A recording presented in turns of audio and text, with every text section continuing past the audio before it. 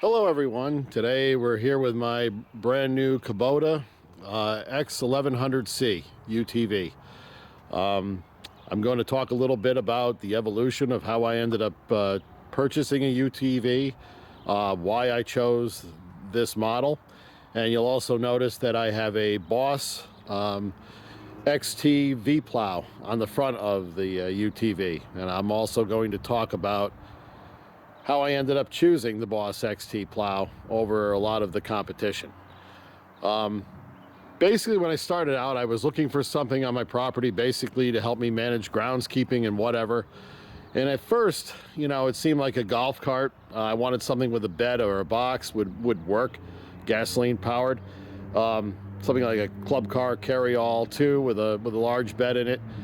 But also, as I started to evolve my thinking after a while, I wanted to be able to plow snow also, which isn't so easily done with a golf cart type setup. So I started looking at UTVs, and the plow, for instance, this Boss XT is a full-size UTV plow, and the plow alone weighs 400 pounds. So this will plow snow. And with the Kubota UTVs, they're hydrostatic drive. It's almost like more of a tractor type setup than it is the belt-driven clutch type things that you see on a golf cart, snowmobile, or something like that. So basically, after a period of time, I wanted to do kind of a multitask, and especially living in the northeast of the U.S., the ability to plow snow led me to a UTV. Then it kind of became which model. As from my other YouTube videos, most people will see I'm kind of I don't want to say brand loyal to Kubota, but it's always where I start to look and usually where I end up finishing my purchase. And I was looking originally, it was either the X1100C, which comes with a cab, air conditioning, heat, almost like a small truck. And there was also the X1140, which is a four-seater, which is convertible to a two-seater, which gives you a nice sized cargo box, but it does not have a cab. And also the difference, I believe the 1140 does not have the front power takeoff provision if you're going to run a snowblower, but the 1100C does. And I did look seriously at the 1140, but just not having a cab, and I was going to use this for also plowing snow. So having a heated cab made a lot of sense, and I really didn't need to have the four-seating capacity versus the trade-off. So I decided to go with the 1100C, and I'm very happy with it.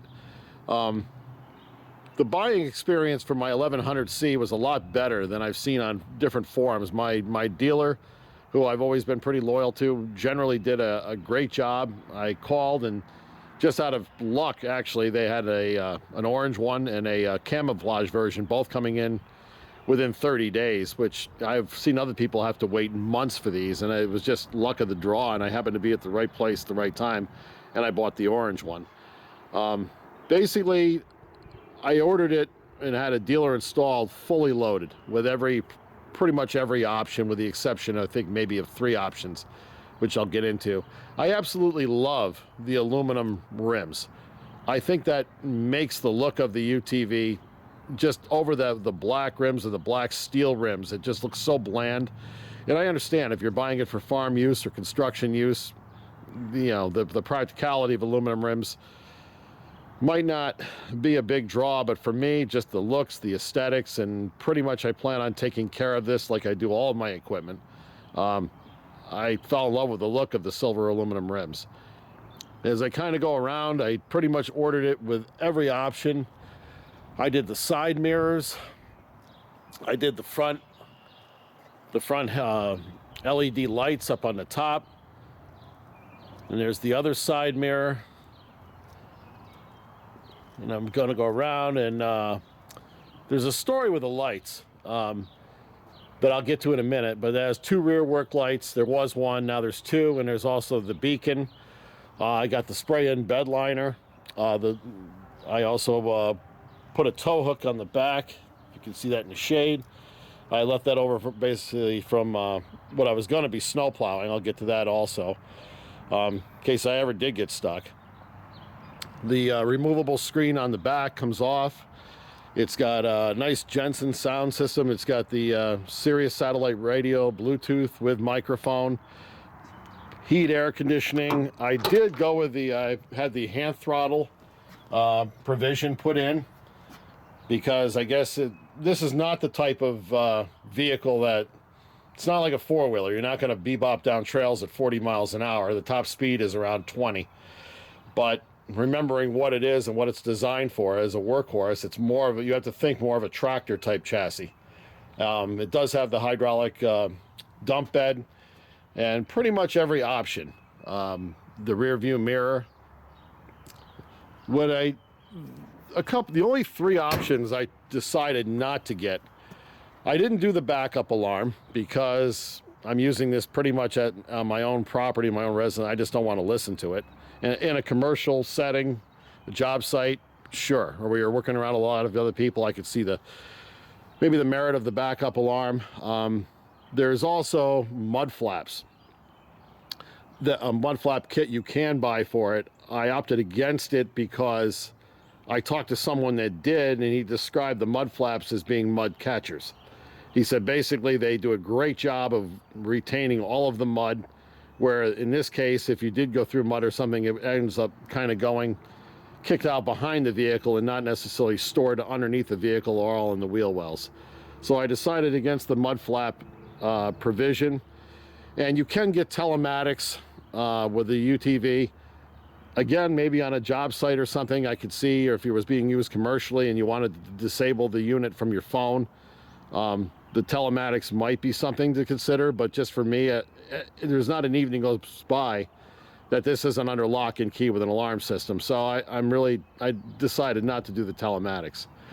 But other than that, I haven't had a whole lot of chance to use it, but I like everything about it. You tend to sit very upright in these. It's a different kind of feel, but actually I do like it because if you were plowing snow, it gives you a great angle sitting upright to look at the plow and whatnot. I really didn't design this video to be a complete review of the 1100C, but if anyone has any questions about it, feel free to ask in the comments below, and I would be perfectly happy to answer them. The only other things I did add, you'll notice up top, the normal front work light package has two lights, and there's like a blank center. And the same thing on the rear. If you order a work light, they give you one work light in the back and then a steel blank over where it looks like another one was designed to be. I asked my dealer, no one could really tell me about it. Why, what's the purpose of it? Was there something else designed to go there that I'm not aware of? And they really didn't seem to know. So I kind of decided, you see people hanging a lot of aftermarket products on these big LED light bars. It's personal taste. I understand there's ones that give incredible output, but to me, when I look at it, it's just my own personal taste. It looks like something that was definitely aftermarket that's added. I've always enjoyed the clean looks of something that's stock, or when you look at something, regardless of what it is, and it looks like it belongs there, over something that was just arbitrarily added. So what I did do was I ordered a second front work light package, and actually, because they would match, I wanted everything to match, and I hung a third work light in the middle, put it into the existing wiring, and I took the second light that came with the front work light package and I installed it in the back. So if you turn them on, and it's plenty bright enough. I mean, yes, you could go with one of those aftermarket bars. When you look at it, it definitely looks aftermarket. It's something that was added, or I could go with this route and it kind of looks like it belongs. There in the darkness, there's no shortage of light. I don't feel it's lacking at all. Plus the headlights on the front of the hood. I'm perfectly happy with it. It looks like it belongs. It uses the existing mounting brackets, and then that's just kind of the way I decided to go. I understand people like those big aftermarket bars, and if that's your thing, then hey, everybody does something different. But for me, this works. It's plenty bright enough. It looks like it belongs. Probably not the most cost-effective way buying something from Kubota, but I wanted it to match, and I'm happy with the results. So again, if anybody has any questions about the UTV, feel free to ask in the comments, and I'd be happy to answer it. I did get the turn signals because you can license this to go on the road with a slow-moving emblem sign or whatever. I had them put on just because I did the CV boots underneath. I did every other option, just those three. Then that brings me to one of the reasons I was looking to plow snow with this. And you're trying to figure out where to start. As you look at YouTube and you see a lot of people, the Boss XT full-size V-Plow, everybody seems to be using them. So that was a consideration right from the beginning. But there's two other options plus there's tons of companies that make plows for these. I mean, you can just go on, but I wanted to start somewhere. It was Boss. And my next choice, another choice, would have been Fisher, because I've always been a Fisher snowplow guy. Always. I think I have at least 8 Fisher snowplows, 8 foot to 10 foot in every variety. I've always had great luck. I mean, my thing with Fisher goes back to the 1970s with the belt-driven hydraulics and Minimount 1, Minimount 2. And Fisher makes a great snowplow. I take nothing. I'm still very happy with it. Another option would have been the Kubota K-Connect system. And when I started looking at it, you kind of talk to there's two very, very large Kubota dealers here in the Northeast. And without naming names, and both of them sell Boss snowplows. I had looked and I had talked with them, and they said, oh yeah, the Boss is the way to go, and definitely spend the extra money, get the V-Plow, because it gives you the scoop function, and you're going to be so much happier with it. And if you ever decide to sell the resale the V-Plow on it, the V-Plow is the way to go. But so originally I just started looking, and I've always owned Fisher, so I looked at Fisher. And Fisher does make a Trailblazer, heavy duty, full-size, what they call full-size ATV or UTV plow. The problem I ran into right off the bat is the 1100C, their UTVs come in different widths. This one is 65 inches wide. Fisher, this plow, the Boss XT, is a 78-inch wide plow. The Fisher only comes in a 72-inch plow. The problem with the 72-inch plow is if you fold the wings in, you're inside the wheel wells, or you're inside the wheels. And that makes no sense to me, trying to plow snow where the tires are partially in the deep snow and you're not plowing the full width of the vehicle. So I asked, the guys at the Fisher dealership, I said, this is it? They only make a 72? He goes, yeah. He goes, you can get more width. And they showed me on the angle arms, there's an extra set of pinholes, and you can move the hydraulic cylinders, those outside holes, but when you do that, you also lose plow angle. And I wasn't willing to do that because you want plow angle to be able to throw snow. So the Fisher Trailblazer for this particular UTV, the X1100C, was disqualified because it's not big enough. So then the next step was, you see them on YouTube, there's the Kubota K-Connect system. And I was thinking, my God, that's cool. You get a 6-foot snowblower. This thing has the power takeoff that runs out the front. If you put the K-Connect front mounting system on, you could switch between the V-Plow, snowblower, and the rotary broom. I really wouldn't have much of a use for a rotary broom. They have their use, but I always felt a high-performance blower, like on a 3-point hitch on a tractor, or even something like a billy goat walk behind. They make them up to, I don't know, incredible horsepower now. They're just more efficient dollar for dollar. So, it was still pretty cool. I'm thinking, go ahead and, switch between a V-Plow and if I wanted to, the snowblower.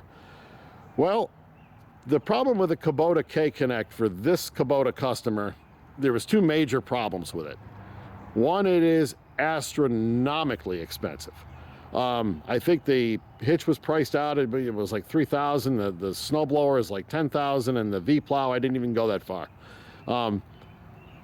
The problem I have with a $10,000 snowblower on a UTV like this is I can put a 84-inch high-flow snowblower on my Kubota SVL 97 for less money than I could put a 6-foot snowblower on this UTV. So I can have a 100 horsepower high-flow snowblower 84-inch, even bigger, for less money than a 24 horsepower snowblower on this UTV. For me, that just makes no financial sense. And after that, you know, if you still want to buy the V-Plow, you're talking thousands more. The other major problem I have with the Kubota K-Connect system is the K-Connect hitch, universal hitch system that goes on it, uses up all of your ground clearance. I looked at the specs and it was like 5 or 6 inches of ground clearance is what you have left. On a vehicle that's designed to be used off-road, 5 or 6 inches of ground clearance to me is totally unacceptable. My God, if you struck and hit something, the damage you could do in financial dollars to try to repair it, to me, made no sense whatsoever. So yes, it's a great concept. Yes, it's pretty cool. Yes, it seems to work if you look at the YouTube videos. But financially, for this Kubota customer, it made no sense whatsoever, even if you were willing to shell out that kind of money. And I see people on YouTube clearly have made that decision. I just don't know from a benefit cost analysis where I could ever realize that. You know, if you okay, choose one or the other, the V-Plow or the snowblower.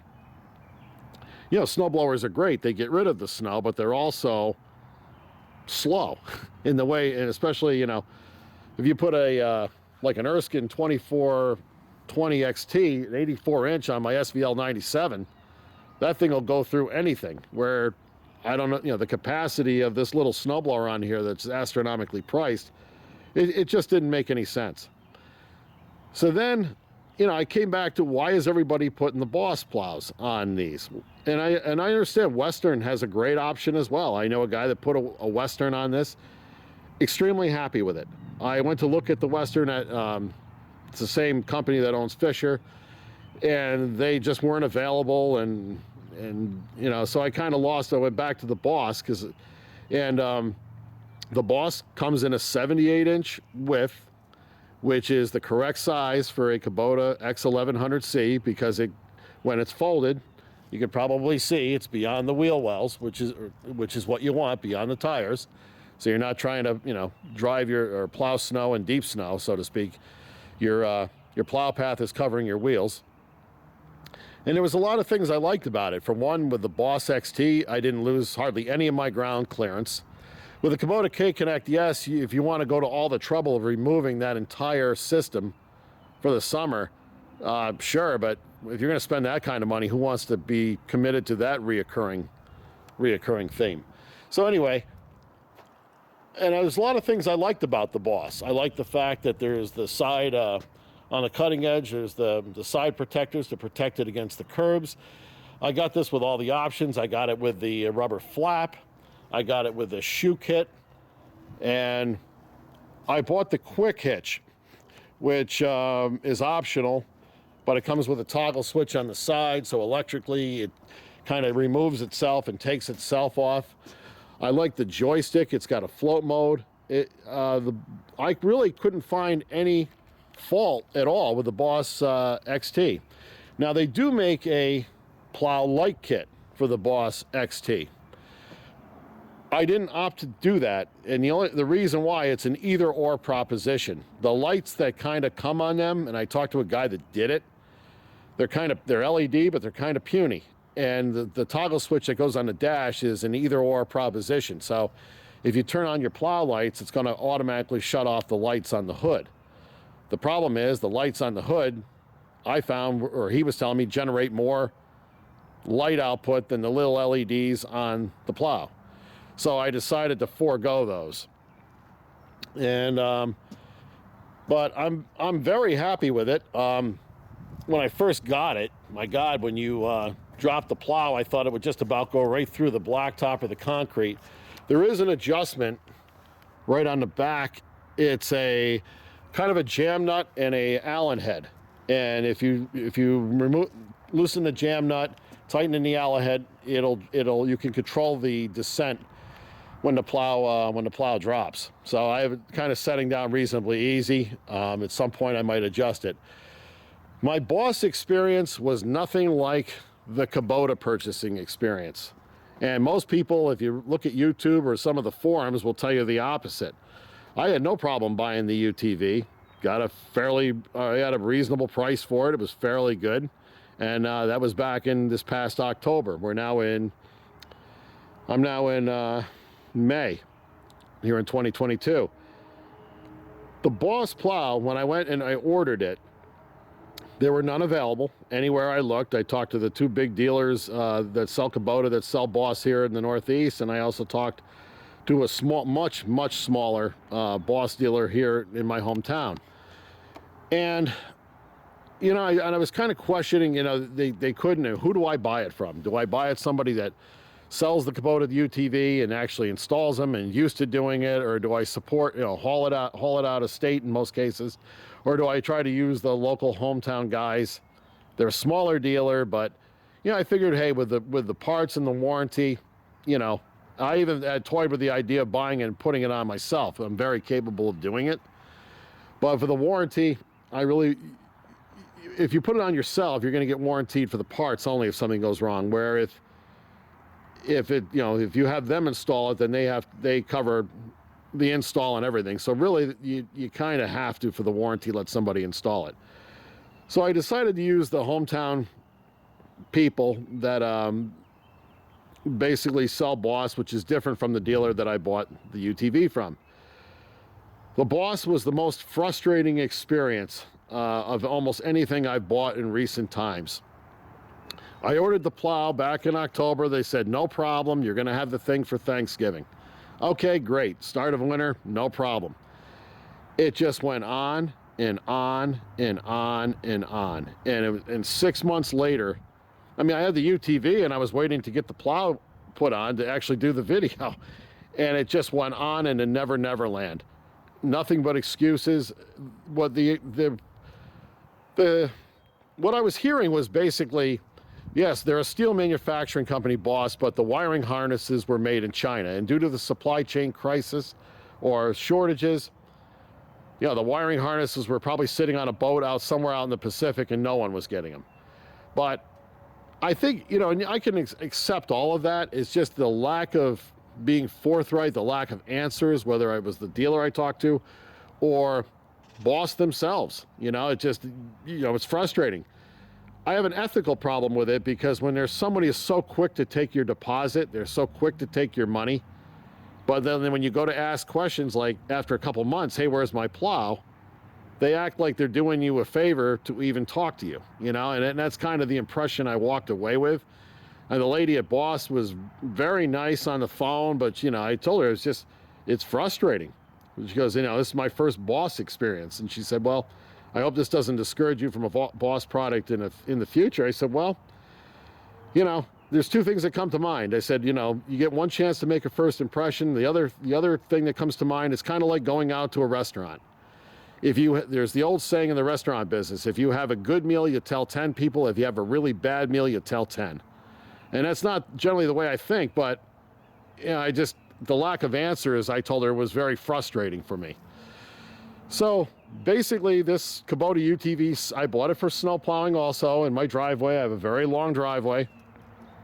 And, it's not to replace my my F350 Power Stroke diesel with the 8-foot Fisher. It's not to replace that, but just for small cleanup jobs, I thought it would be handy. But when for the whole winter, this the UTV sat this one out. And believe me, every time I thought of I saw 3 inches of snow on the ground, hey, it'd be great to go out and clean up with it, and I don't have it.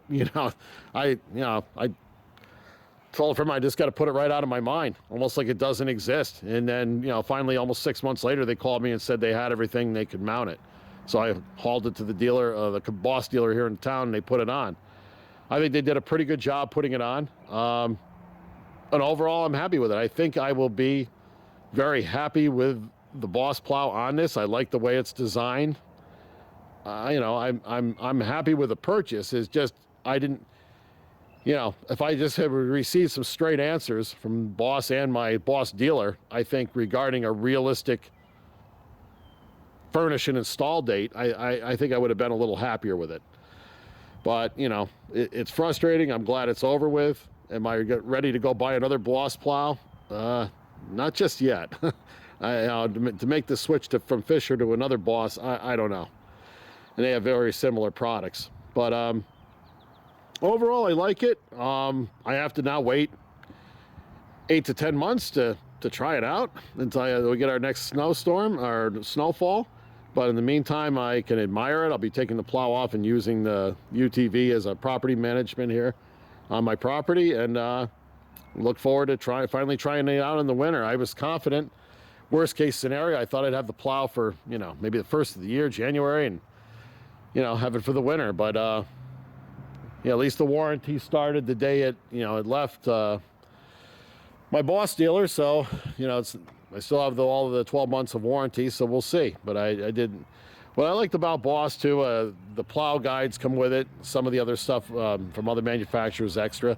It would have been nice to buy Kubota. The Kubota V plow looks great on the front of it, but to hang something on the front of the UTV where you lose all your ground clearance and pay an absolute fortune just makes no sense to me. But this plow was proportionately priced for the vehicle it's going on. I felt I got a pretty good value for the money I spent. I believe I'll be very happy with it, but I'll do another review when I finally get to actually use it. It was unfortunately, this setup had to sit this past winter out just because I didn't have a plow. But that's it. Any questions, feel free to ask in the forums. I'd love to help anybody who would make a good, intelligent choice with a purchase. But I think that's about it. Anyway, have a great day, and I'll be doing my next video. I believe will be a follow-up on the SVL 97 track loader. Things I really, really like, and there's a couple of things that I feel Kubota left off. They could have had something that was really super, but they stopped short. And I'll get into that in the next video. But anyway, X1100C. Another picture. God, I love the rims. I think it makes the look of the vehicle. And that's great. So have a great day, and see everybody on the next video. Just a little follow-up with the UTV, because I've had people ask me a couple of questions, basically my friends. I've been asked if I have any plans on putting a salter or some sort of power spreader to spread road salt in the back of this, and my answer is absolutely not. The frame on everything, if you looked at the forums and looked at other YouTube videos, are made of kind of square tubing, and they tend to rust out very, very quickly. I don't personally believe this is the right tool, if you will, to put a salter on for that reason, when you consider the cost of the UTV and just to have it rust out so quickly. I just think there's better options for spreading road salt than one of these, although enough people seem to do it. But after a while, you see the YouTube videos of how the frames are rotted out on them, and once the frame is rotted out, that's pretty much the end of it. And you want to consider the cost. And also, there's the front of the Boss hitch, basically. Now that I have the plow off, as you can tell, hopefully you can see this, you don't lose hardly any ground clearance at all, which is another big reason I chose the Boss UTV plow. And I am very fortunate to have this. These things are in short supply. I was very fortunate through my dealer. It was just a matter of timing. He had two of them coming in, one in camo, one in orange. I took the orange because the rest of my Kubota equipment is orange, and it kind of matched. And I'm not really using it for deer hunting or anything. I'm using it for utility around my property. So, but it was funny because on the way when he was delivering it, actually there was a pickup truck motioning him to try to pull over, and he caught up with him at a red light after they all got off the interstate together, and he said, "Hey, is that for sale?" And because he said he told my salesman he would have bought it immediately if it was available. So I feel pretty fortunate to have got one, and looking forward to using it. Okay, have a great day.